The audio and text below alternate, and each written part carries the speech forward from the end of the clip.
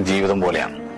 യാത്ര ചെയ്യുന്ന ആളുകള് ഒഴുകുന്ന വെള്ളത്തിൽ ജീവിക്കുന്ന ആളുകളാണ്. ഒഴുകുന്ന വെള്ളം എല്ലാ മാലിന്യങ്ങളെയും തുടച്ച് വൃത്തിയാക്കിയിട്ട് ഇങ്ങനെ നീങ്ങിക്കൊണ്ടേയിരിക്കും.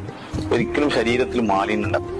അതുമാത്രമല്ല, ഒഴുകുന്ന വെള്ളം പല പ്രദേശങ്ങളിലെയും മണ്ണിനെയും കല്ലിനെയും തടവി അതിനൊക്കെ വൃത്തിയാക്കി അതിനൊക്കെ തണുപ്പിച്ചിട്ടാണ് ആ വെള്ളം പോകുന്നത്.